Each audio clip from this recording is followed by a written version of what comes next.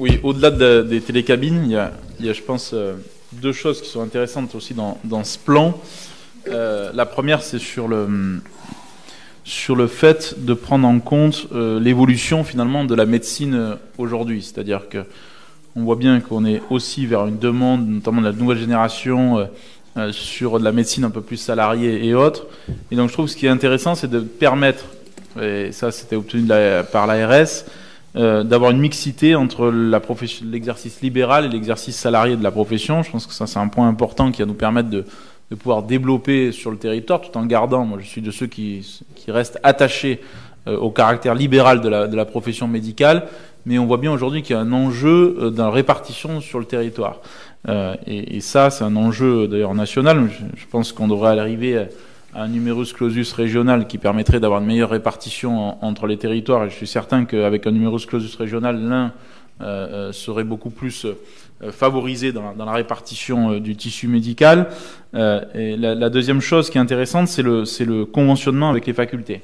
Et je pense que là, il y a, pour le coup, Monsieur Greffet, il y a un travail de co-construction département-région sur ce sujet qui me semble très important parce que, vous le savez, mais dans l'Ain, on a la caractéristique d'avoir finalement, même Bourg-en-Bresse, c'est une agglomération petite par rapport aux autres départements, et donc ce qui fait qu'on a un enseignement supérieur qui est assez limité et que on n'a pas de fac de médecine à proprement parler, et on sait très bien que l'enjeu de pouvoir faire en sorte que celles et ceux qui font leurs études, ou en tout cas au moins leur dernier stage dans le département, c'est un moyen aussi de pouvoir les rattacher au département et faire en sorte qu'ils restent ensuite dans le département de l'Ain et qu'ils puissent exercer sur place.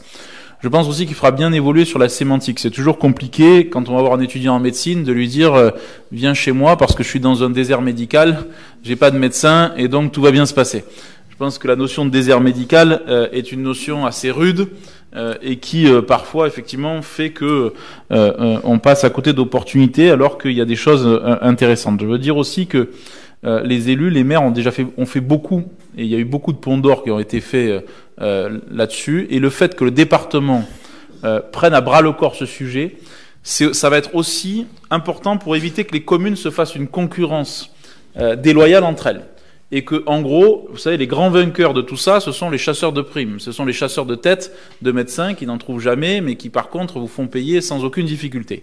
Et donc, je crois que le fait que le département fédère tout ça, c'est fondamental. Ça évitera aux communes de l'Ain d'aller dépenser tel ou tel argent et de se faire de la concurrence entre elles, parfois à quelques mètres d'intervalle. Et je pense que c'est une bonne chose. Et puis, il y a un dispositif qui existe déjà et qui est historique d'ailleurs, qui est hors compétence, hors compétence extralégale, c'est une compétence extralégale du département. C'est celui que nous faisons, et d'ailleurs, droite comme gauche, il y a une continuité là-dessus sur l'aide pour les étudiants, les bourses en médecine. Je pense que c'est important de poursuivre cela et de susciter effectivement un certain nombre de vocations. Voilà. Après, c'est un combat qui sera long, il ne faut pas se leurrer, qui sera difficile, et qui se joue aussi au niveau national.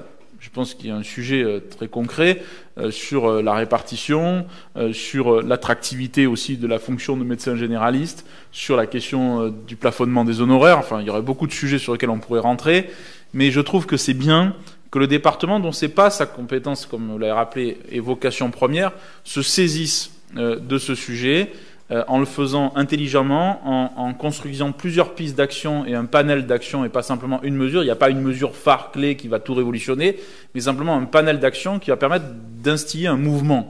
Voilà, et je pense que c'est ça l'enjeu. Ensuite, on le sait, et j'en termine par là, je crois que si on veut préserver notre médecine générale, c'est aussi fondamental de préserver nos hôpitaux de proximité.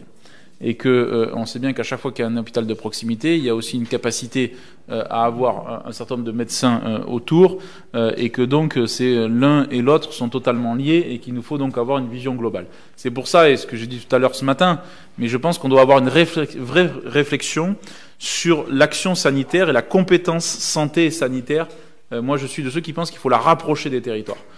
Certainement en confiant aux régions les numerus clausus pour avoir une répartition entre les territoires, et en confiant au département l'action sociale et sanitaire pour avoir une démographie médicale au plus près des enjeux, et en gardant ensuite au niveau national, bien sûr, une répartition des compétences et des grands équilibres.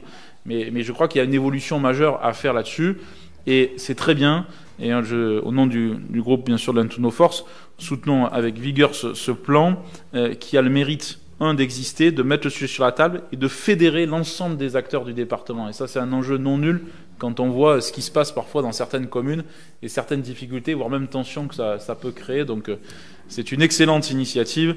Et en plus, c'était un engagement de campagne. Donc, l'un et l'autre vont avec. Merci, monsieur le député.